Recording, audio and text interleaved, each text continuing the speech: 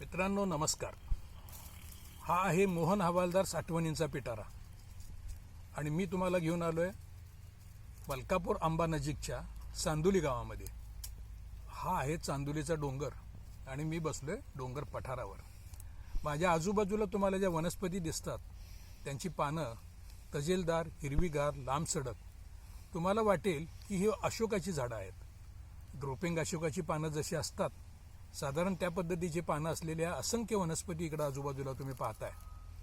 आणि शेती आणि शेतकरी म्हटलं की तुम्हाला लक्षात येतं आहे की ऊसाची शेती, भाताची शेती, ज्वारीची शेती आणि या सगळ्या शेतीमध्ये फळशेती हा एक भाग आपल्या आकर्षणाचा असतो. द्राक्षाची शेती, डाळिंबाची शेती, पेरूची शेती, चिक्कूची शेती. पण या सगळ्यापेक्षा एक वेगळी शेती मी तुम्हाला आता दाखवणार आहे आणि ती शेती आहे दालचिनीची शेती. दालचिनी ही एका वनस्पतीचं साल असतं. मग त्याची शेती कसली? तर नाही, ही वनस्पती जसं तुम्ही गाईला कामधेनू म्हणता, कारण ती दूध देते, त्याच्या शेणाचा उपयोग होतो, गोमूत्राचा उपयोग होतो, अनेक गोष्टींचा उपयोग होतो, त्याप्रमाणे ही एक वनस्पती आहे तमालपत्र. त्या तमालपत्र म्हणजे या झाडाची ड्रोपिंग अशोकसारखी दिसणारी पानं म्हणजे तमालपत्र. की आजकाल जगातला कोणताही मसाल्याचा पदार्थ, मग ती बिर्याणी असो नाहीतर चिकन असो नाहीतर त्याच्यामध्ये भाजी असो, पंजाबी डिश असो किंवा आणखी कोणत्या प्रकारचा भात असो, हा जर तुम्हाला खुमासदार, खमंग आणि खुसखुशीत करायचा असेल, स्वादिष्ट करायचा असेल तर त्यात लागतं पहिल्यांदा 2 तमालपत्र टाकायला आणि दालचिनीचे 4 तुकडे टाकायला. पण हे झाड तुम्हाला दालचिनी आणि तमालपत्र देऊन थांबत नाही, तर त्याच्या पलीकडे जाऊन नागेश्वर नावाचं याचं फळ असतं आणि त्याचाही उपयोग मसाल्यामध्ये केला जातो. म्हणजे गाईमध्ये जशी कामधेनू उपमा दिली जाते तशी ही वनस्पतीतली कामधेनू आहे. याच्यातून तुम्हाला मिळतं तमालपत्र, मसाल्याचा पदार्थ की जो आज जगभर खपतो, जगभर जातो.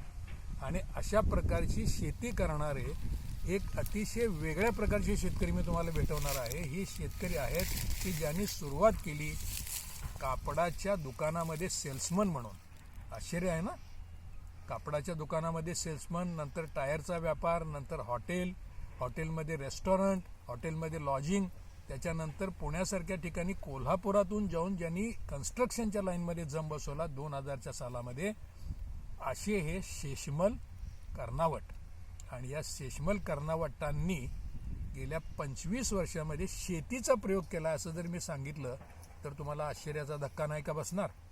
आणि याच्याशिवाय महत्त्वाची गोष्ट अशी आहे की त्यांनी शेती करताना सुद्धा डोंगर निवडला, ओसाड डोंगर निवडला आणि त्या ओसाड रानावर त्यांनी नंदनवन फुलवलं आणि त्या नंदनवनामध्ये फळबागांचे प्रयोग केले. फळबागांचे प्रयोग नुकसानीत गेले आणि आज तुम्ही बघताय की ज्यांनी तमालपत्राची शेती केलेली आहे आणि या शेतीनंतर मार्केटिंग सगळ्यात अवघड. मार्केटिंग करायला जमलं तरच माणूस कुठल्याही धंद्यामध्ये, कुठल्याही शेतीमध्ये, प्रयोगामध्ये यशस्वी होतो. मी आता वेळ घेत नाही जास्त, तुम्हाला सगळं समजावून सांगतो. त्यांच्याकडूनच आठवणींच्या पेटाऱ्यातला हा एक आहे बेमालूम आठवणीचा भाग.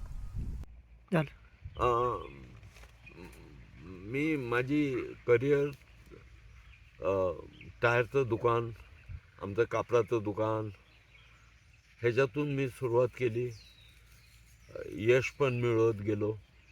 त्याच्यानंतर ऑटोमोबाईल लाईन, नंतर हॉटेल आम्ही केलं. हॉटेल इंटरनॅशनल जे आता 3 स्टार हॉटेल आहे तिथंपर्यंत आलो. नंतर त्याच्यापुढं मी पुण्याला कन्स्ट्रक्शन लाईनमध्ये पण गेलो. आणि कन्स्ट्रक्शन लाईनमध्ये असताना जरा शारीरिक त्रास, त्यामुळं मी माझी लाईफस्टाईल चेंज करायचा हा माझा निर्णय पक्का केला. आणि त्यानिमित्तानं मला काय करायचं हे ठरवलं. त्याप्रमाणे त्या संबंधानं मी माझी लाईफस्टाईल आणि आवड दोन्हीही जपण्याकरता मी हॉर्टिकल्चर करावं असं मी माझ्या मनात ठरवलं. आणि त्यानिमित्तानं जागा बघायला सुरुवात केली. आणि मला ऊसाची शेती किंवा असं काही इच्छा नव्हती करायची. त्यामुळं एक काहीतरी नवीन करायचं, नवीन झाडाची लागवड करायची आणि त्याचा अ, त्याचं जसं एक कळी लागते, नंतर त्याचं फुलामध्ये रूपांतर होतं, नंतर त्याचं प्रत्यक्षात त्याचं फळामध्ये रूपांतर होतं. हे बघण्यात जो आनंद आहे तो अनुभवायची इच्छा होती. या बांबरच्या तळावर आता आपण बघतोय, हां. बाजूला हे मला ड्रुपिंग अशोकासारखी पानं दिसतात, हिरवीगार, ताजी, हां, तवानी, हां. टवटवीत, लांबच हो लांब. हो ही काय अशोकाची झाडं आहेत का हो? नाही नाही, ही दालचिनीची झाड आहेत. हा, हीच दालचिनी तुम्ही अच्छा. केली. मला हो. वाटलं की हे रोड साईडला तुम्ही ड्रुपिंग अशोक केलं आणि गार्डन तिथं आतमध्ये आहे. नाही, हेच आहे आपल्याला. हीच ती दालचिनीची झाडं आहेत, ओके. जी आता सगळी पालवीवरती वगैरे आहेत आणि खूप हेल्दी आहेत. हां. नाहीतरी त्याच्यातला एक आपण पान काढून दाखवतो, तुम्हाला हो. वाद घेऊन दाखवतो व्हेरी गुड. असं. हां सर, हे बघा, हे दालचिनीचं झाड आहे, हे पान आहे त्याचं. हे जर तुम्ही सुवास घ्या आणि तो सुवास कसा आहे याच्याबद्दल तुम्ही ती माहिती द्या. जगातल्या प्रत्येक पदार्थाला स्वादिष्ट बनवतात ज्याचा हात आहे, ज्याचा मोठा सिंहाचा वाटा आहे, ते हे तमालपत्र. हो. आणि हे तमालपत्र तुम्ही आता मला हातात इथलंच काढून दिलं. हां. आणि हे थोडंसं आपण आता म्हणायला अवघड वाटते, पण चुरगळून त्याचा वास घेतल्यानंतर हां. आता याच्यानंतर कुठल्या तरी स्वादिष्ट डिशच्या समोरच आपण जाणार अशी माझी भावना तयार झाली. वा वा वा वा, खूप छान. आता पुढं आपल्याला एक मिरीचं झाड दिसेल. ओके. हां, ओके. ते काळी मिरी आहे ओके. आणि ती काळी मिरी मसाल्यामध्ये खूप छानपैकी त्याचा, म्हणजे नैसर्गिक तिखट. हो, नैसर्गिक तिखट. ही तुम्हाला आता मी एक त्याचा मणी काढून देतो आणि तुम्ही त्याचा स्वाद घ्या, वास नाही घ्यायचा, हा स्वाद घ्या.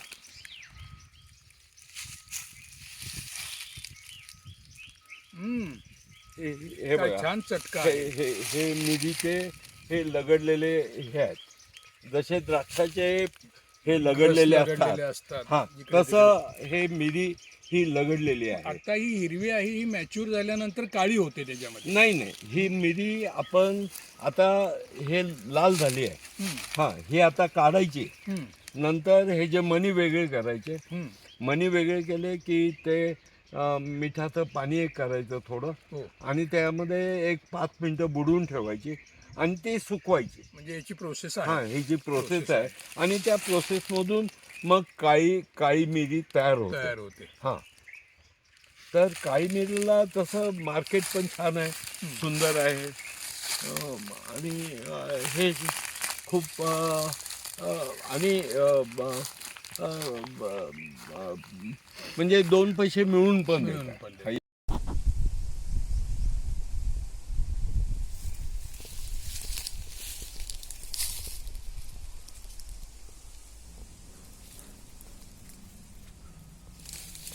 मित्रांनो, मसाल्याच्या पदार्थांचा व्यापार करण्यासाठी म्हणून ब्रिटिश भारतात आले.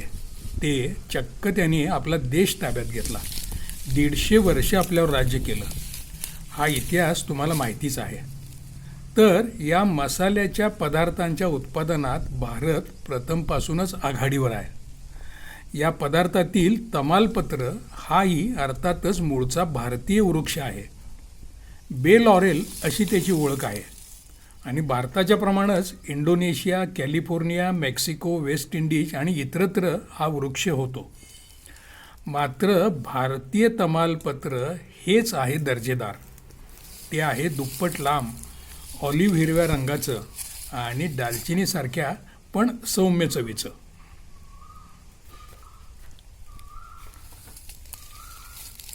तमालपत्रच्या या वृक्षाची योग्य तोडणी करून सुकवलेली पानंच तुमच्या पुलाव आणि बिर्याणीला चव देतात. मसाल्याचा पदार्थ असलेली तमालपत्र म्हणजे जगाला भारताच्या निसर्गाची एक अनमोल देणगीच आहे. हिंदीमध्ये याला तेजपत्ता असं म्हणतात. याचं शास्त्रीय नाव आहे सिनेमोमम तमाला. हा सदापर्णी वृक्ष आहे लॉरेसी कुळातला. आणि याची साल म्हणजे असते दालचिनी, पान म्हणजे मी सांगितलं अर्थातच तमालपत्र, आणि नाजूक नाजूक छोटी छोटी काळी फळं म्हणजे नाकेश्वर. तमालपत्र आणि मसाल्याच्या पदार्थांची लागवड कुठं कुठं होती? आपल्याला माहितीच आहे की मुख्यत्वे केरळ राज्यामध्ये मसाल्याच्या पदार्थांची लागवड ही मोठ्या प्रमाणात पूर्वापार होत आलेली आहे. त्याच्याच बरोबरीनं तमालपत्र हा वृक्ष केरळ कोकणाच्या पासून ते अगदी हिमालयाच्या उंचीपर्यंत होतो. हा वृक्ष सुगंधी वनस्पती गटात सुद्धा येतो. याच्या खोडाच्या सालीपासूनचं जे तेल निघतं ते सुवासिक साबणात वापरतात. बरोबर अपोजिट याचा उपयोग स्वयंपाकघराची साहित्य खोली किंवा पॅन्ट्रीमधील कीटक, माशा आणि झुरळांना घालवण्यासाठी सुद्धा होतो. आहे ना आश्चर्य?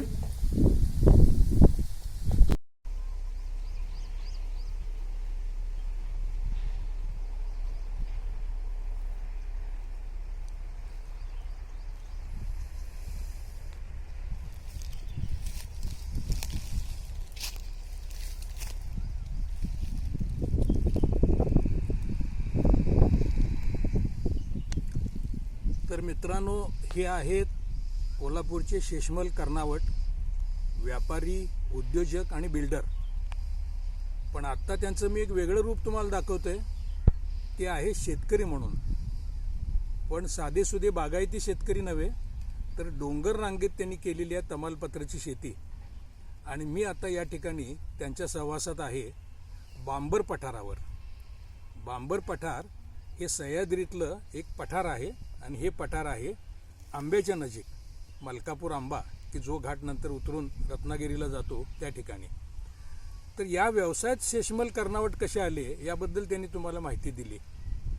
पण या शेतीच्या क्षेत्रात आल्यानंतर फळ पैसा देणारं म्हणून आंबा त्यांनी लागवड केली आणि काही कारणांमुळं त्यांना 12-12 वर्षाचे आंब्याची कलमं कापून काढावी लागली. आणि या दरम्यान, याच्या अगोदर त्यांनी निर्णय घेतला होता की या ठिकाणी तमालपत्राची शेती करण्याचा. हे तमालपत्र आणि कोकम हे त्यांच्या डोक्यात कसं आलं आणि 12-12 वर्ष जीवाभावानं कष्ट करून वाढवलेला आंबा तोडून त्या ठिकाणी त्याची निर्गत करताना त्या शेतातून त्यांचं हृदय कसं कालावलं असेल समजून घेऊया त्यांच्याकडूनच. शेषमलजी, कोणत्याही वृक्ष शेतीमध्ये खूप पेशन्स ठेवावे लागतात. हो. आणि साधारणपणे अशी समजूत आहे की ते पेशन्स सुद्धा एक 5-7 वर्षाचे ठेवले की त्यानंतर तुम्हाला त्याच्यामधले उत्पादन किंवा त्याच्यामधले हे व्हायला सुरू होतं. आणि तुम्ही तर म्हणता की सुरुवातीला आंब्याची लागवड केली आणि आंबा हे तर एकदम कॅश क्रॉप आणि ती याच्यातली कुठं आंब्याची झाडं आहेत तर कमीच दिसतात. आणि तुम्ही तर लावलेली ही वेगळ्या प्रकारची सगळी आपल्याला ह्याची दालचिनीची झाडं दिसतात. बरोबर. हा काही वेगळा चेंज इथं आलाय की काय? तर सर, एक गोष्ट अशी झाली की पहिल्या प्रथम आंबा शेती ही एक प्रेस्टिजियस शेती असं लोकांना वाटत असतं किंवा आंब्याची शेती आहे. आणि मग त्या दृष्टिकोनातून मी जवळजवळ 1000 आंब्याची झाडं कोकणातून, दापोलीतून आणून ती प्लांट केली. झाडं चांगली वाढली, त्यांना खत पाणी चांगलं दिलं, झाडं मोठी होती काय. परंतु जशी फळं लागायला लागली तसं लक्षात यायला लागलं की काहीतरी आपलं चुकतं इथे. परंतु म्हणजे काय चुकतंय ह्याच्या मागोवा घेत असताना एकतर इकडचं थंड हवामान आणि ते ज्यावेळेला फळ तयार होतं त्यावेळेला ते फळ मार्केटमध्ये ज्यावेळेला आम्ही घेऊन जातो त्यावेळेला त्याचं डिमांडच संपलेला होता. कारण फळ हे जूनच्या 15 तारखेनंतर मार्केटमध्ये आल्यानंतर त्याला डिमांड असत नाही. दुसरी गोष्ट की इकडचा जंगल एरिया आहे, इकडे फासेपारधी किंवा मोठा समाज धनगर वगैरे इकडं चोरीमारी खूप होत असते. आणि तिसरी गोष्ट इकडे माकड किंवा जनावरांचा खूप मोठा त्रास आहे. गवे सुद्धा आहेत हो, गवे सुद्धा आहेत. आणि त्यामुळं त्या झाडावरती जो मी काय खर्च केलाय तो सुद्धा निघणं अवघड झाला. आणि त्यामुळं काय करावं हा मोठा प्रश्न माझ्यासमोर निर्माण झाला. कारण 1000 झाडं चा आणि जागा व्यापली आहे, हिचं गणितच चुकायला लागलं सगळं. मग त्या दृष्टिकोनातून अगदी छातीवरती दगड ठेवून एक निर्णय घेतला गेला की ही झाडं काढून टाकायची. ही झाडं काढत असताना ज्या शारीरिक मानसिक यातना झाल्यात ह्याचं मी वर्णन तुम्हाला करू शकत नाही, कारण ते वर्णन केलं तर ते चुकीचं वाटेल तुम्हाला. परंतु खरोखरच खूप खूप म्हणजे खूप त्रास झाला. आणि 12 वर्षानंतर हां, आणि ती झाडं 12 वर्षानंतर 12-15 वर्षानंतर फळ देत असताना ती काढावी लागली. हा खूप मोठा क्लेशकारक हा अनुभव होता माझा. आणि त्यामुळं खरं मनावरती दगड ठेवून ती काढली मी झाडं. नंतर कर्मधर्म संयोगानं आमच्या फॅमिलीसहित आम्ही केरळला गेलो होतो. आणि तिथून येताना काही मसाल्याची दालचिनी, कोकम वगैरे अशी काहीतरी झाडं एक प्रयोग म्हणून आणली. आणि मग त्याची बघितल्यानंतर असं निदर्शनाला आलं की हे झाड, ही वनस्पती ही आपल्याला आपल्या इकडच्या भागामध्ये सूट होऊ शकते. आणि मग त्याचं मोठ्या प्रमाणात मी प्लांटेशन केलं.